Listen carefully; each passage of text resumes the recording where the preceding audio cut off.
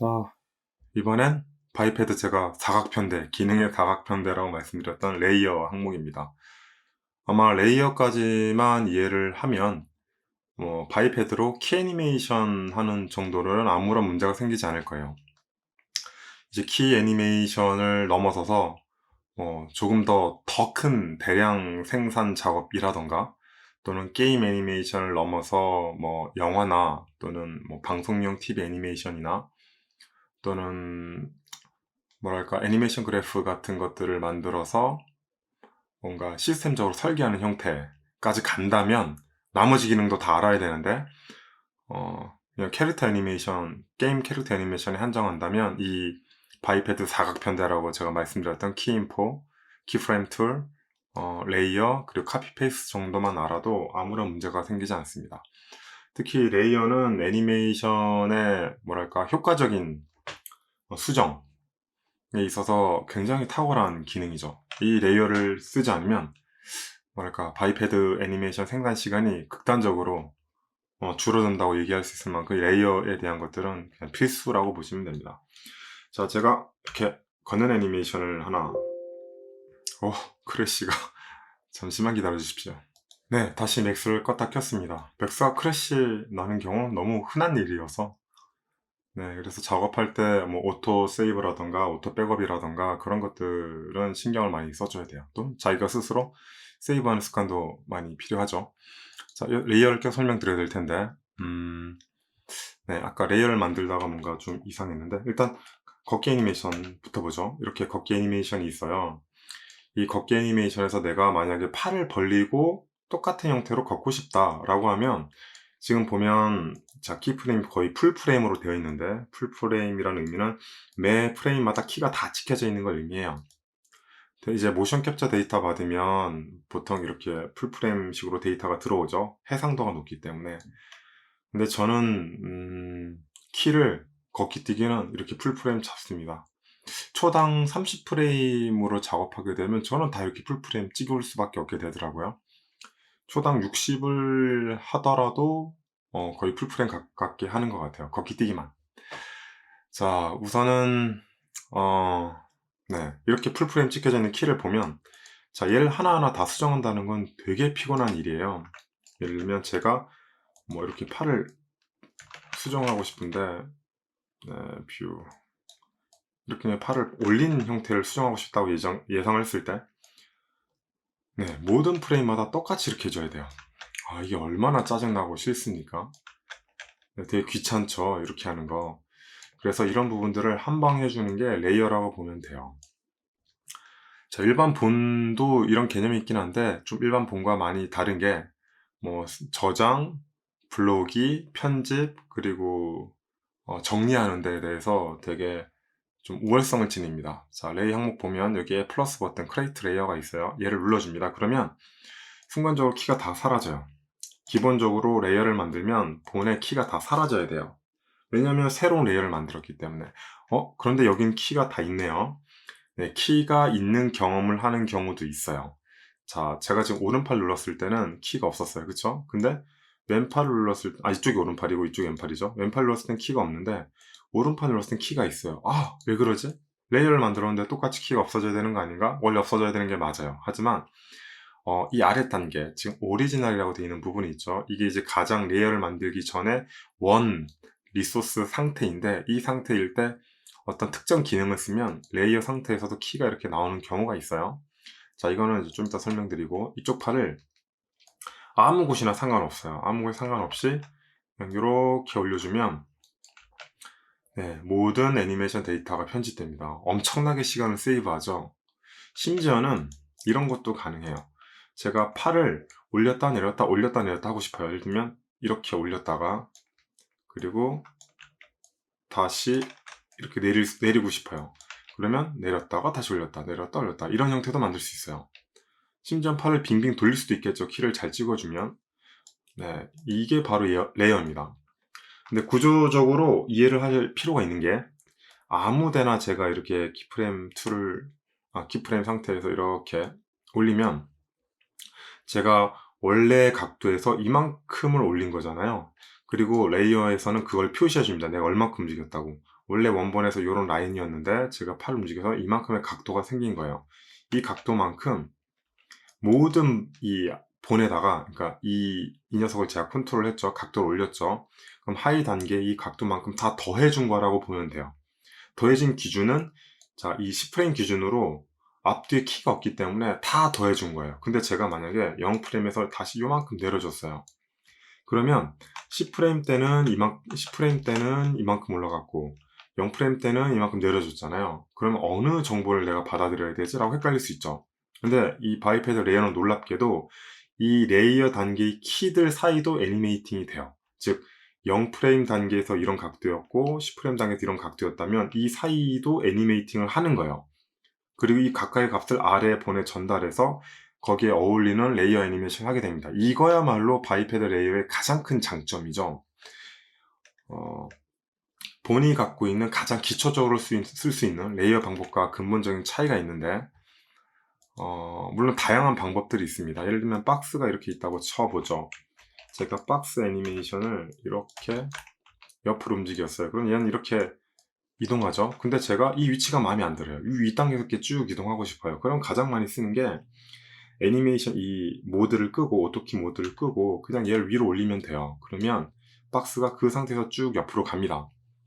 기본적으로 일반 오브젝트 애니메이션의 룰은 오토키 모드에서는 각각 프레임마다 개별적으로 키를 반응하지만 애니메이션 모드를 끄고, 즉 오토키 모드를 끄고 움직이면 모든 키에 이런 움직임 값들을 반영시켜요. 일종의 이것도 레이어라고 할 수 있겠죠. 하지만 얘는 뭐 관리할 수 있는 툴 같은 게 없어요. 바이패드는 아까 제가 말씀드렸듯이 이렇게 어느 정도 움직였는지를 확인도 할 수 있고요. 심지어는 아래 단계로 내려가서 다시 원래 애니메이션을 볼 수도 있어요. 위로 올라가서 다시 볼 수도 있고 이걸 합칠 수도 있고, 이런 관리적인 기능이 매우 강하죠. 근데 이 박스나 일반 본은 그게 안 돼요.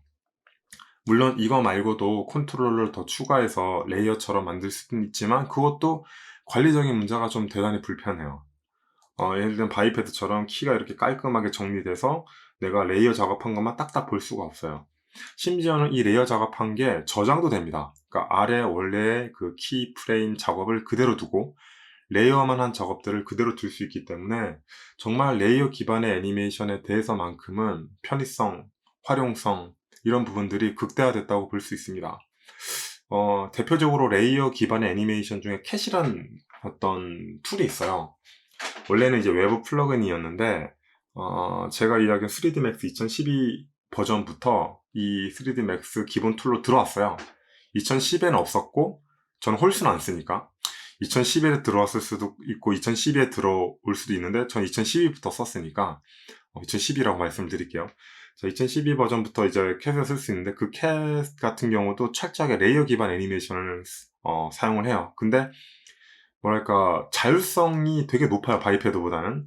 그런데 되게 오랜 시간 전에 그 기능이 나왔음에도 불구하고 벌써 한 뭐 6년 지났죠. 6, 7년 지났는데도 불구하고 캣을 잘 안 쓰는 이유가 이런 레이어 기반의 애니메이션 부분들이 되게 불편해요, 생각보다. 물론 불편하다는 기준은 이제 숙달 기준이긴 한데, 뭐 배우는 시간, 그리고 그걸 활용해서 애니메이션을 만드는 어떤 기능적인 부분들로 보자면 바이패드보다 느리긴 확실히 느려요. 숙달되면 뭐 똑같겠죠. 익숙해지고 숙달되고 반복해서 잘 쓸 수 있으면 뭐 시간차는 그렇게 나진 않을 텐데, 처음 접근해서 배우는 그런 접근성 측면에 대해서만큼은 바이패드가 너무 쉽다. 네, 레이어도 너무 쉽다. 관리도 너무 쉽다. 저장도 되고 편집도 되고 이런 부분에 대해서 크래시도 거의 없다. 네, 그래서 바이패드 레이어는 이 바이패드 시스템 안에서도 참, 그러니까 여러 가지 애니메 시스템 중에서도 바이패드 레이어는 참 뭐랄까 굉장히 큰 강점을 갖고 있는 일종의 기능이라고 소개해 드릴 수 있을 것 같아요. 자, 이런 식으로 레이어를 쓸 수 있고, 이제 이 기능 이제 하나하나 설명을 드릴 텐데, 여기 이제 디스켓 그림은 로드와 세이브죠. 네, 그냥 말 그대로 이 애니메이션 정보를 저장하는 기능이라고 보면 돼요. 이건 거의 똑같아요. 여기 세이브 파일, 로드 파일 있죠. 이걸 여기다 갖다 놨다고 생각하시면 돼요. 레이어 정보 자체도 저장이 되기 때문에 확장자가 보면은 BIP로 돼요. BIP. 그리고 로드도 BIP로 로드를 하겠죠. 이거는 여기 있는 세이브 파일과 완전히 똑같습니다. BIP 똑같죠. 로드도 똑같아요. 이 BIP랑. 그래서 이 부분은 뭐 똑같다라고 말씀드릴 수 있을 것 같고, 이건 이제 레이어를 여러 개 만들 수 있죠. 포토샵 레이어라고 생각하면 돼요. 자, 여기 보면은 여기 크리에이트 레이어라고 있는데, 이걸 통해서 레이어를 많이 만들 수 있어요. 그 다음에 이걸로 왔다 갔다 할 수 있습니다. 지금 레이어가 안 만들어진 이유는 제가 몇 가지 기능을 건드렸기 때문인데요. 자, 레이어랑 같이 쓸 수 없는 기능 몇 가지가 있어요. 그러니까 뭐 한 단계 정도는 괜찮지만 여러 단계랑 같이 못 쓸 수 있는 기능이 있습니다. 지금 레이어가 여러 가지 만들어야 되죠. 자, 일단 가장 기초적인 바이패드는 레이어를 되게 여러 개 만들 수 있어요. 보면, 자, 보세요. 레이어를 제가 계속 만들어도 만들어지죠. 그런데 제가 이 테스트하고 있는 이 애니메이션 파일이 왜 레이어가 안 만들어지냐면 IK 때문에 그래요. 그 IK 기능 중에서도 이제 특수한 기능 때문에 그래요. 자, 지금 레이어 안 만들어지죠. 레이어 안 만들어진 이유에 대한 어떤 해결 방법으로서 뭐 테스트해 보시면 좋을 것 같아요. 일단 이쪽 파일 때문에 그런데 이쪽 파일을 선택하고 키인포에 IK를 들어가면 제가 이제 키인포 단계 설명드렸던 여기 바디랑 오브젝트 이 보이시죠? IK 부분을 걸어놨어요.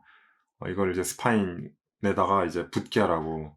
근데 이제 이 기능을 안 쓰니까 이걸 이제 해제해 주겠습니다.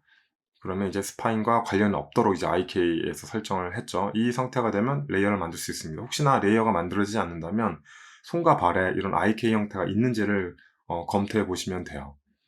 자, 이거는 뭐 혹시나 레이어가 안 만들어졌을 때 대응할 수 있는 방법을 하나 알려드린 거고요. 보면 이제 레이어가 계속 만들어지죠. 여러 개. 자, 이렇게 만들어지고 지울 수 있습니다. 하나씩 지울 수도 있고, 네.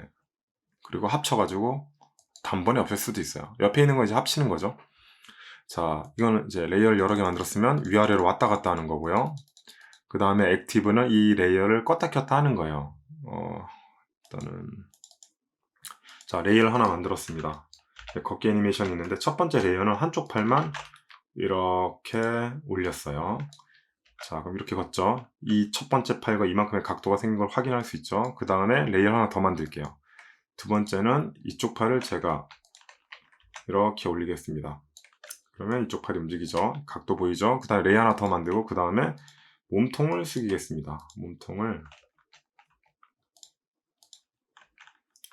선택이 잘 안되는데 몸통을 이렇게 숙일게요. 네, 그 다음 제 레이어 하나 더 만들어서 이번 머리를 숙이죠.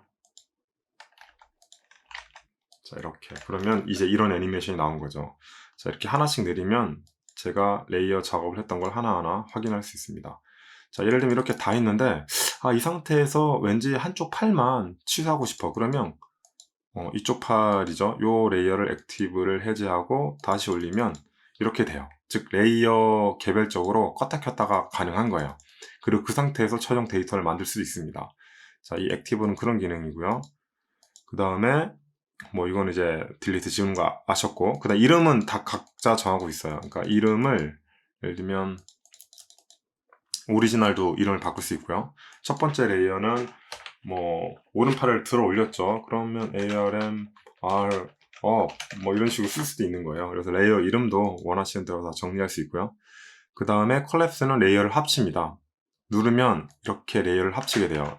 단 합치는 기준은 현재 있는 레이어 기준으로 이게 지금 제일 높은 레이어죠. 숫자로 표기할 거예요. 5번 레이어, 4번 레이어, 3번 레이어, 얘는 2번 레이어, 자, 얘는 1번 레이어 이렇게 있죠. 그러면은 가장 높은 레이어 기준으로 누르면 바로 아래 거랑 합쳐요. 지금 5번이 사라지고 5번과 4번이 합쳐진 상태입니다. 언두도 돼요. 컨트롤 Z 누르면 언두가 돼요.